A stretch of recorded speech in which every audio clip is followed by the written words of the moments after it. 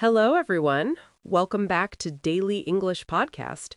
I'm Anna, and today I just had a really warm cup of tea, so I'm feeling calm and happy already.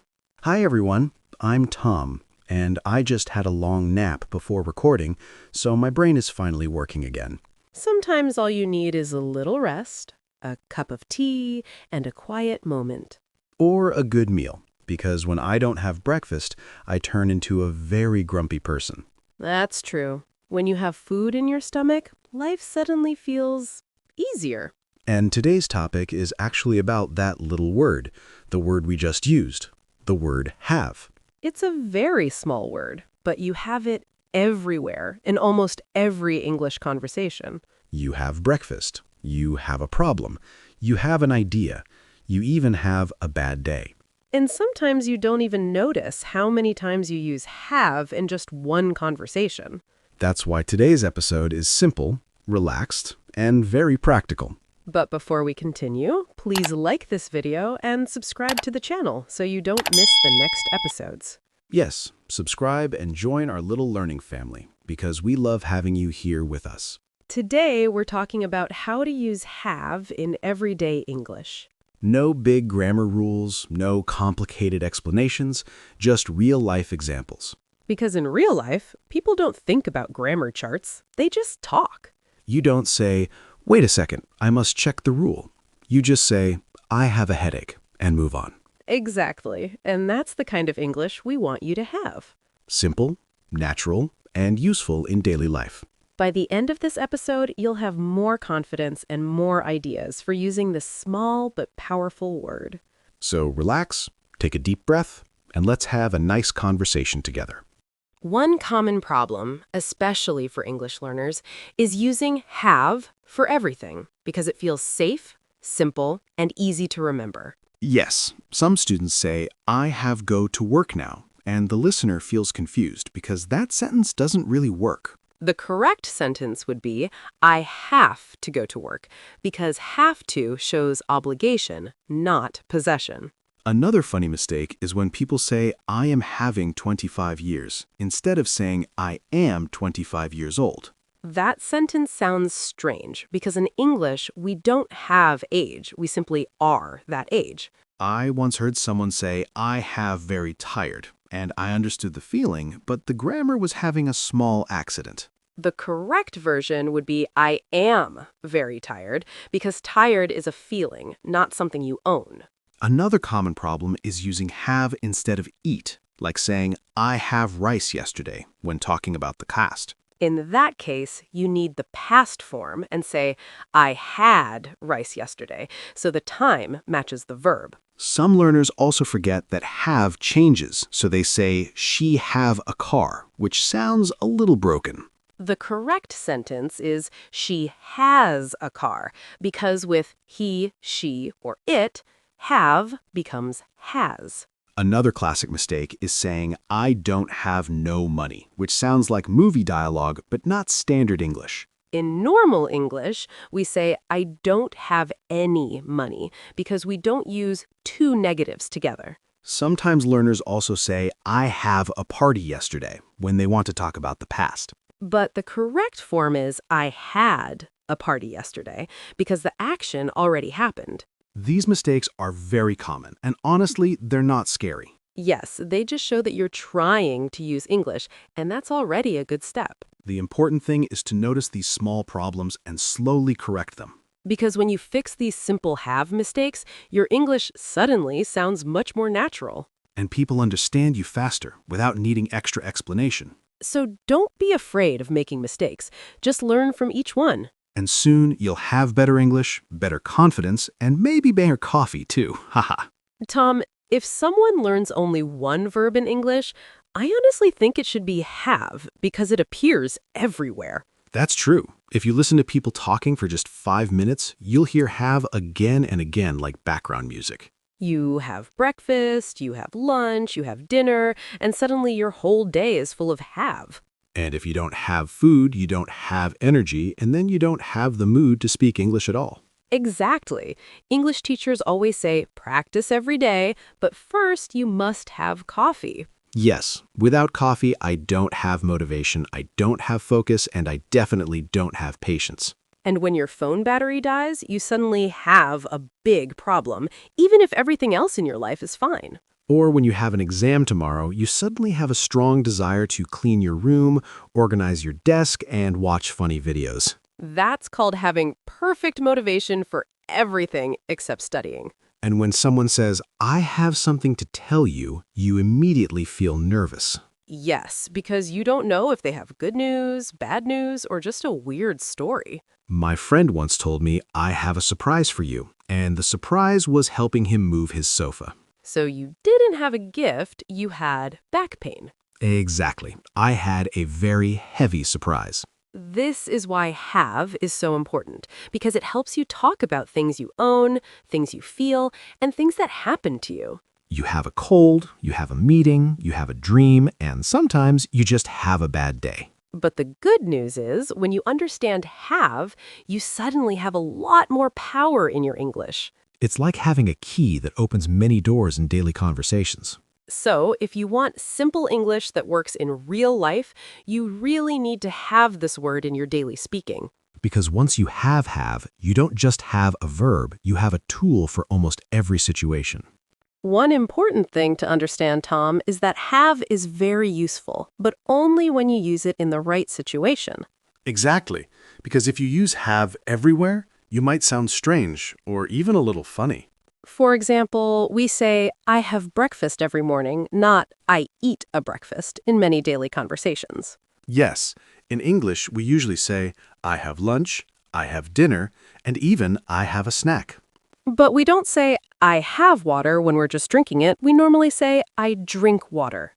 Right, if someone says, I'm having water, it sounds like water is a meal. Another common example is with showers and rest. We say, I have a shower, or I have a rest. But we don't say, I have sleep, because in English, we simply say, I sleep or I go to sleep. So sometimes have replaces a verb, like in have a walk or have a look. Yes, you can say, let's have a walk instead of let's walk. And that sounds softer, more relaxed, and more natural in friendly conversations. We also say, I have a meeting or I have a class, because these are events in your schedule. But we don't say, I have work now. We usually say, I'm working now. Exactly. If you say, I have work, it means you are employed, not that you're busy at this moment. So context is everything, and the meaning changes depending on the situation. That's why listening to real conversations is so important, not just memorizing rules. When you hear how people actually speak, you start to feel where have sounds natural. And after some practice, you don't need to think so much. You just use it correctly without stress. So remember, have is powerful, but only when you use it in the right place. Otherwise, instead of having good English, you might just have a very confusing sentence. Yesterday morning, I wanted to sound very natural, so I told my roommate, I'm going to have a shower. But the water was freezing, and I came out looking like a shocked penguin. So I guess I didn't have a shower. The shower had me. That reminds me of last week when I said, I'm going to have a healthy breakfast, but 5 minutes later I was having a giant chocolate donut and a cup of very sweet coffee. So my breakfast had more sugar than my entire childhood. Sometimes have reveals a real personality, like when someone says, I'm just having a small snack, and you see them with a pizza, fries, and a milkshake. Yes, my friend said, I'm having a quiet evening at home, and then I heard loud music, laughter, and someone singing very badly. So I guess his quiet evening was very loud. One time my teacher told me, I had a strange dream. And she said, what happened? And I said, I had a dream that my alarm clock was my boss. That sounds stressful, because then you don't just have a job, you have a job that screams at you every morning. My cousin always says I'm having a diet, but every time I visit him, he's having cake, cookies, and ice cream. So he's not having a diet, he's having a dessert festival, and his fridge is the main stage.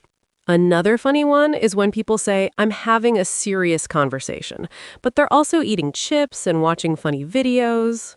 Yes, that's not a serious conversation, that's just a snack with opinions. Once I said, I'm having a relaxing day, but then I had a long meeting, a headache, and 3 cups of coffee. So you didn't have a relaxing day, you had a survival day. My neighbor told me I'm having guests tonight, so I expected a calm dinner. But when I walked past his house, he was having a karaoke party, and even the dog was barking in rhythm. That dog was probably having the most musical night of his life. So, as you can see, have appears everywhere, from food to parties to embarrassing dreams. And sometimes what we say we have is very different from reality. But at least we always have funny stories to talk about. Every morning, Tom says, I have a quick coffee. But that quick coffee somehow takes 20 minutes and 3 biscuits. Because coffee is not just a drink, it's an experience, and I like to have the full experience.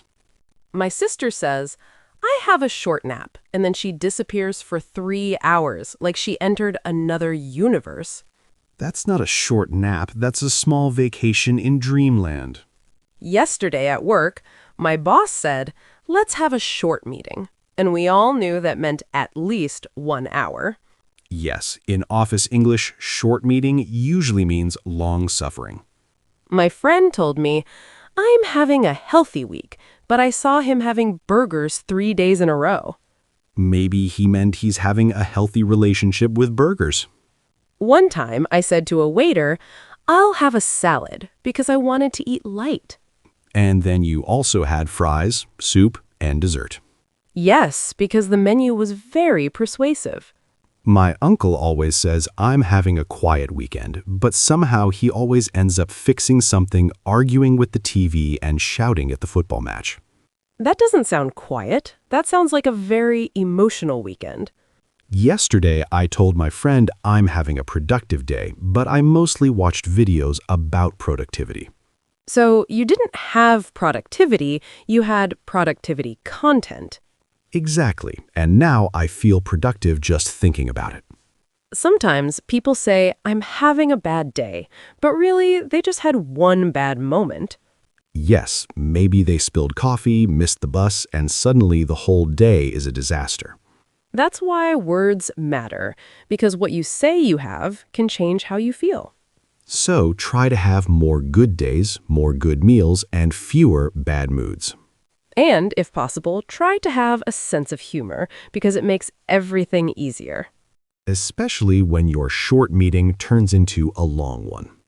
Today, we talked about one of the most important verbs in English, a small word that appears everywhere, in daily conversations, in simple sentences, and even in emotional expressions.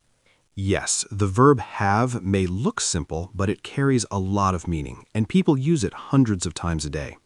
We learned that have can talk about possession, like having a phone, a job, or a cup of coffee. And we also saw that have can describe experiences, like having a good day, having fun, or having a problem. Then we talked about how important it is to use have correctly, because small mistakes can change the meaning of your sentence. Sometimes just one wrong word can make your English sound confusing, even if your idea is very simple. We also showed how to use have in the right places, so your sentences sound natural and comfortable. And we shared funny everyday examples, because real-life situations help you remember the language better. Laughing while learning English makes the process less stressful and much more enjoyable. We also talked about common mistakes, like saying, I have 25 years, or I am having tired. And we learned the correct forms, like I am 25 years old and I am tired. These small changes make a big difference, and suddenly your English sounds clearer. Step by step, with simple corrections, your confidence starts to grow. And when confidence grows, speaking English feels less scary and more natural. Remember, you don't need big grammar rules or complicated explanations to improve. You just need simple words, real examples, and daily practice. English becomes easier when you use it in real situations, not only in textbooks. Every small sentence you say correctly is a small victory for your confidence. And over time, those small victories turn into real fluency. So keep practicing, keep listening, and keep speaking a little bit every day. In our next episode, we're going to talk about another powerful word, a word people use all the time. Yes, the next video will be about the verb think and how to use it naturally in daily English. We'll share real-life examples, funny situations, and simple sentences you can use immediately. So if you enjoyed today's lesson, don't forget to like this video, subscribe to the channel, and turn on the bell. Thank you for learning with us today, and we hope you have a wonderful day. Take care, keep practicing, and see you in the next episode. Goodbye.